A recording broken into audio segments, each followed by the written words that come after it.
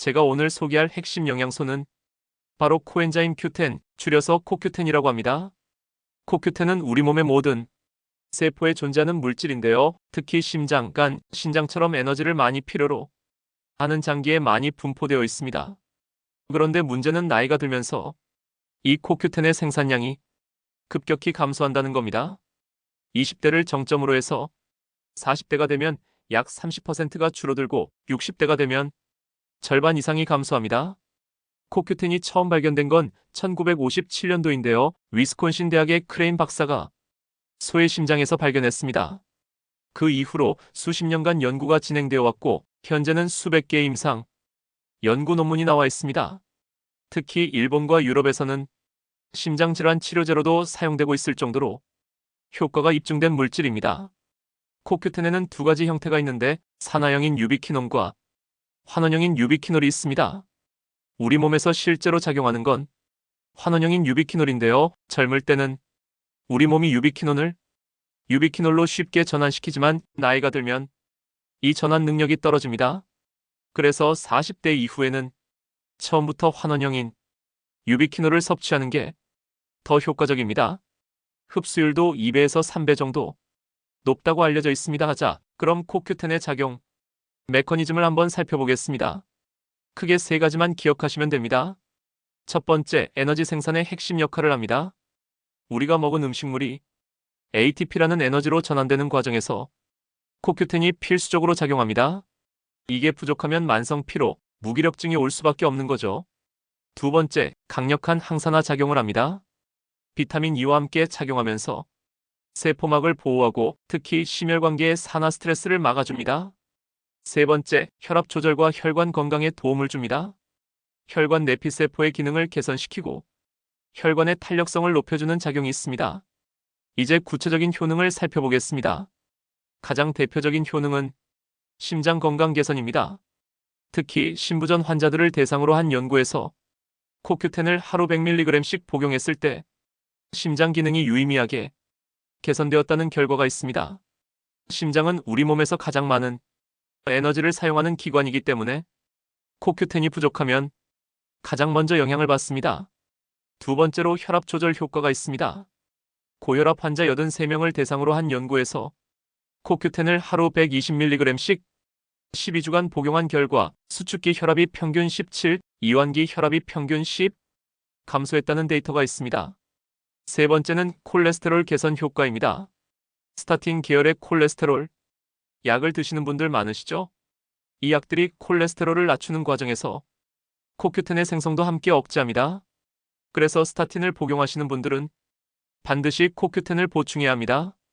근육통, 피로감 같은 스타틴의 부작용을 크게 줄일 수 있습니다. 네 번째는 당뇨병 관리입니다. 당뇨병 환자들을 대상으로 한 연구에서 코큐텐 복용이 혈당 조절과 인슐린 저항성 개선에 도움이 되었다는 결과가 있습니다. 특히 당뇨병으로 인한 산화 스트레스를 감소시키는 효과가 뛰어났습니다. 다섯 번째, 뇌 건강과 치매 예방입니다. 뇌세포도 많은 에너지를 필요로 하기 때문에 코큐텐이 중요합니다. 파킨슨병 환자를 대상으로 한 연구에서도 증상 개선 효과가 보고되었고 알츠하이머 예방에도 도움이 된다는 연구들이 있습니다. 여섯 번째는 운동 능력 향상입니다.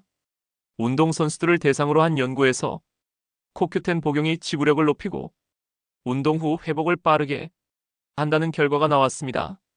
중년 이후에 운동하시는 분들에게 특히 좋습니다. 일곱 번째, 피부 노화 방지입니다.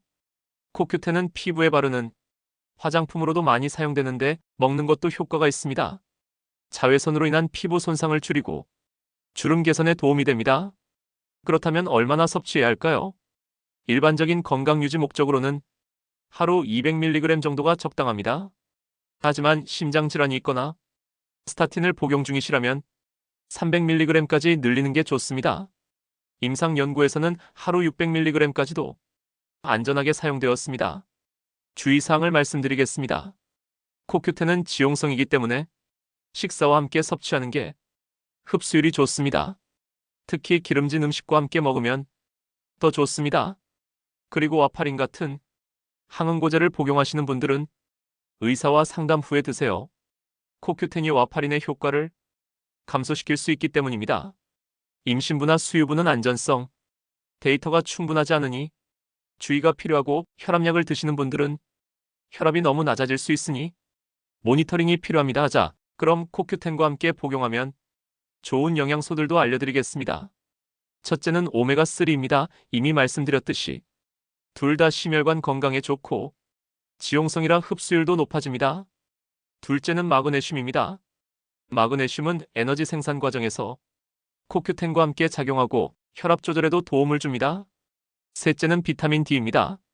특히 중년 이후에는 비타민 D가 부족하기 쉬운데 코큐텐과 함께 뼈 건강과 면역력 증진에 도움이 됩니다. 넷째는 셀레늄입니다.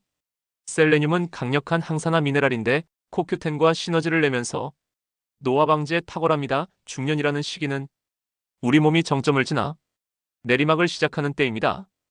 근육량은 감소하고 기초대사량은 떨어지고 호르몬 분비도 줄어듭니다. 여성은 폐경을 겪고 남성도 남성 호르몬이 감소합니다. 이런 변화들이 한꺼번에 오면서 나타나는 증상들이 있습니다. 만성 피로, 집중력 저하, 기억력 감퇴, 수면 장애, 체중 증가, 근육 감소, 관절 통증 등입니다. 병원에 가면 나이 때문이라는 말을 듣기 쉽죠.